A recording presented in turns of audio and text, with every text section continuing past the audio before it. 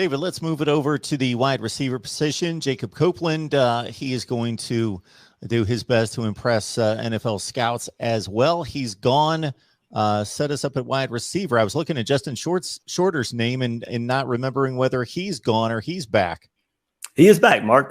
He had that scary injury in the bowl game versus UCF right there at the end of that game. And we had him on the Gator Collective, which is a NIL collective run by the fan base. And I was able to host an event with him and asked him about that injury. He said, all is good. He is expected to be recovering fully, but he said there's a few minutes right there at the end of that UCF game. He doesn't remember at all.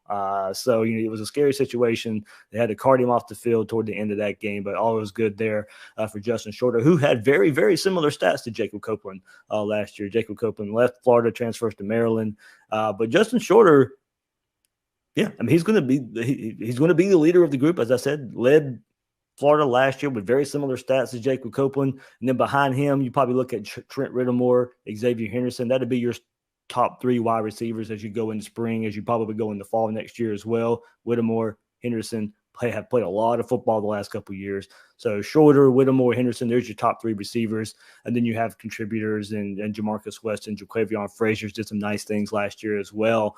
And then Marcus Burke also, who had didn't have a whole lot of stats last year, but when he did, he made them really count, Mark, with big catches down the field, in particular that South Carolina game last year. So Florida's really got to find some depth, some more proven depth behind Shorter, Weston, and Frazier's or Henderson when you look at that. I'm still waiting for that Xavier Henderson to kind of break out, maybe live up to that high recruiting profile that Florida so desperately needs at that wide receiver position, Mark, because I don't know if they have that one go-to guy yet. I don't know if they have that one burner guy yet. There's the guys have potential to be that, but we're still waiting, and spring practice will be the first time we get to see that because Billy Napier's offense, it'll be run-focused. It'll be I won't necessarily say run-heavy, but you're probably looking anywhere from 55 to 60% run and then hit some big passes in the passing game with using play action based off of that run. So you're going to have receivers that are able to beat some one-on-one coverage